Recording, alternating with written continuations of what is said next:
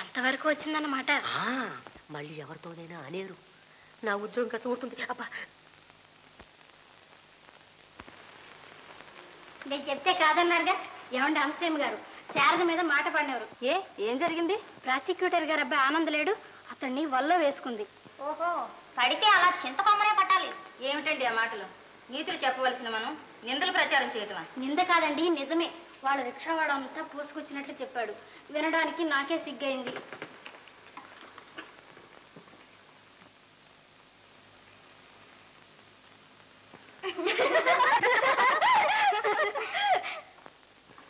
ఏం కళ్యాణి, ఇలాంటి చీర కట్టుకున్నావే? కాకపోతే ఖరీదైన చీరలు కారులోకి తిరిగి వాళ్ళకని మనకెలా వస్తాయి? దానికే ఉంది, ఎక్కడైనా లక్షాధికారులు ఏంటో చూసుకుంటే సరే. ఆ తెలివితేటలు అందరికీ ఉంటాయి.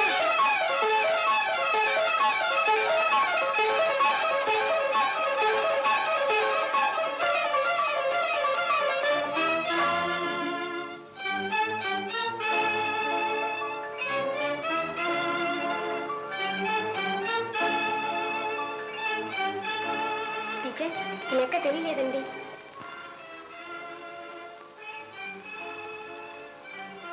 ఏం కళ్యాణి, ఇలాంటి చీర కట్టుకున్నావే?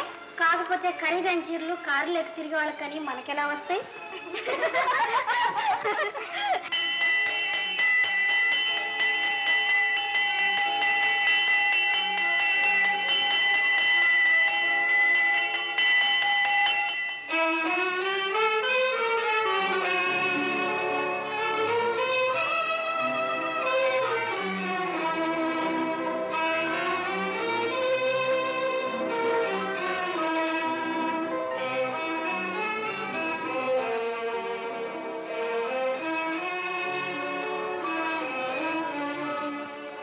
శారద, మనం ఒక సంస్థలో పనిచేస్తున్నామంటే ఆ సంస్థకు పేరు ప్రతిష్టలు తేవాలి. ఏమంటావు?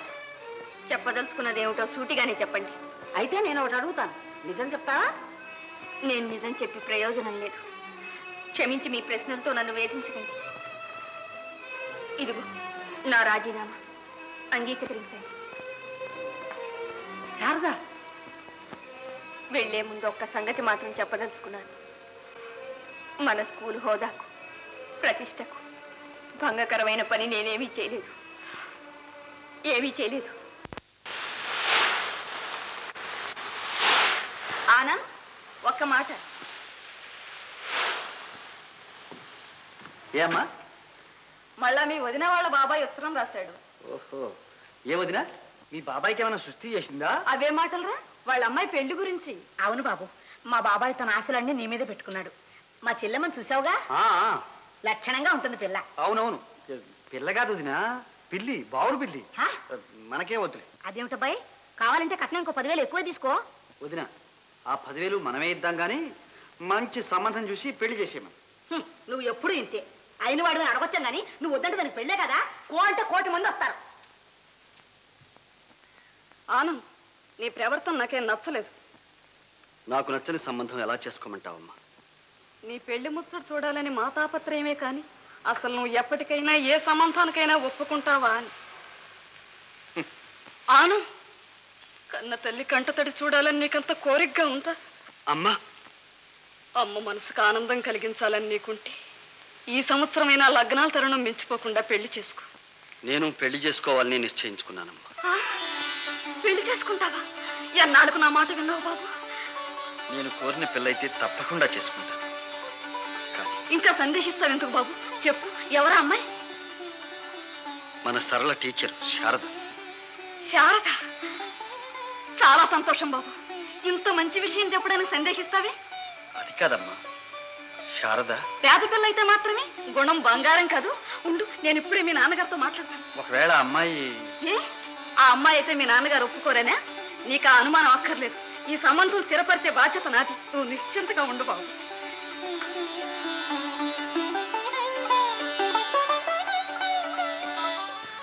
ఈ ఇంటి కోడలు కాదగ్గ యోగ్యతలన్నీ ఆ అమ్మాయికి ఉన్నాయి. కానీ ఆనంద ఉద్దేశం తెలుసుకోకుండా అబ్బాయే ఈ సంబంధం కావాలని స్వయంగా చెప్పాడండి. ఏమిటి? ఆనంద ఇంత మంచి నిర్ణయం తీసుకున్నాడా? అయితే వాళ్ళు నిజంగానే ఏదో గొప్ప మార్పు వచ్చిందనమాట. అందుకే వెంటనే ఈ సంబంధం స్థిరపరచండి. అదెంతసేపు? శివకామితో మాట్లాడి త్వరలోని ముహూర్తం కూడా నిర్ణయిస్తాను. పూరీలు బాగా చేసావమ్మా, బాగున్నాయి. కనకం కనకం కనకం కనకం ఓయ్ ఏంటో ఓయ్ ఇదిగా వస్తున్నా. ఓ ఇటు వస్తున్నాడు ఓయ్. సరే ఏంటి హడావుడి? నువ్వు ముందు వెళ్ళి వేడి కాల్చి పెట్టరా, నీ కమ్మటి కబుర్లు చెప్తాను. ఏమిటో అల్లుడు భూమి మీద ఆగేటట్లేవే? ఎందుకు తాగాలి? శివకామయ్య అనుకున్నావా లేకపోతే అలా తప్పకామయ్య అనుకున్నావా? ఆరి నీళ్లు బంగారంగాను. ఇదిగో మావయ్య, ఇక మీదట మన ఇల్లు ఒట్టి బంగారం కాదు, మూస బంగారం అనుకో. లేకపోతే అంత పెద్ద లక్షాధికారి ధర్మారావు గారు, మన పబ్లిక్ ప్రాసిక్యూటర్ ధర్మారావు గారు నన్ను స్వయంగా పిలిచి, కామయ్య, మిస్టర్ శివకామయ్య, మీ శారదను మా ఇంటి కోడలుగా చేసుకోబోతున్నాను. ఏంటి ప్రాసిక్యూటర్ గారే స్వయంగా పిలిచి అడిగారా? అయితే ఇక మనకి ఏ కళంకం ఉండదు. మరి ఎవరుకున్నావు? అందుకనే ఆలస్యం అమృతం విషయం అని చెప్పి లగ్నం కూడా పెట్టుకొని వచ్చేసాను. ఇది మాత్రం చాలా మంచి పని చేసేవాళ్ళు. నాన్న రామ్మారా, నా తెలివి తెల్లవారిపోను.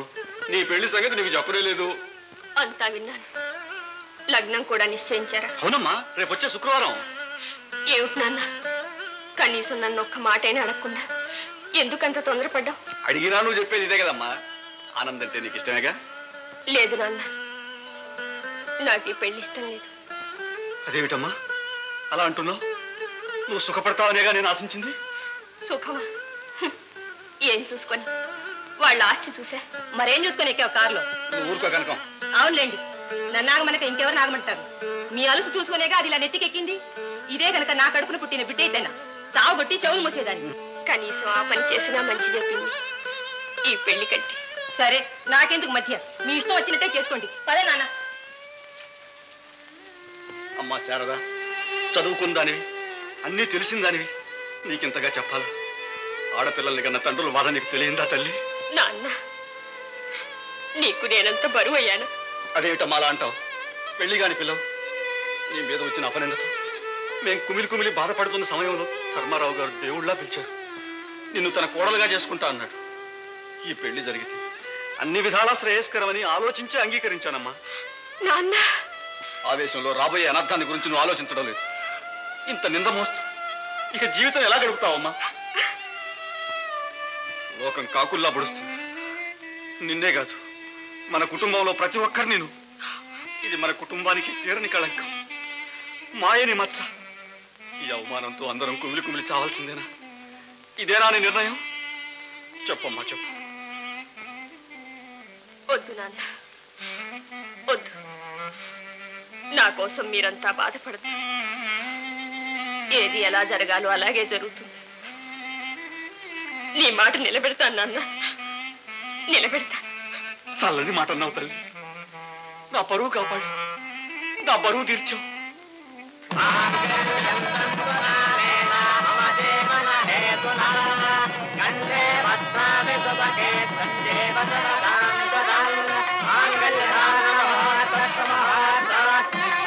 మావగారు, మొత్తానికి కానీ ఖర్చు లేకుండా పెళ్లి అంతా మా ఇంట్లోనే జరిపేశారు. ఏం చేయమంటావు? మా భవంతిలో చేద్దామంటే మాత్రం ప్రాసిక్యూటర్ గారు, మా బావగారు ఒప్పుకోక్కర్లేదట. పర్వాలేదు మావయ్య, ఏమైనా అనొచ్చు, పెళ్లి అయిపోయిందిగా.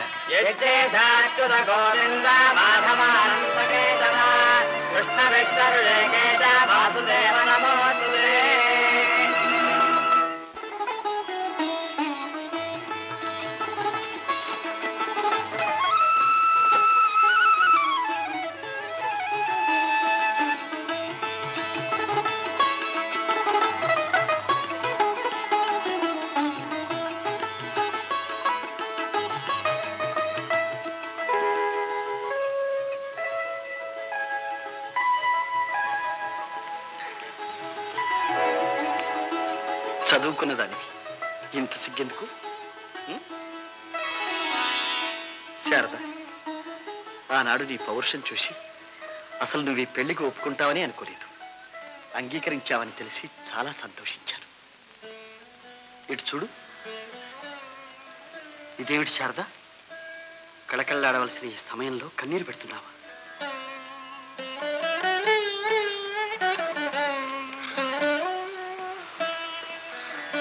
శారద,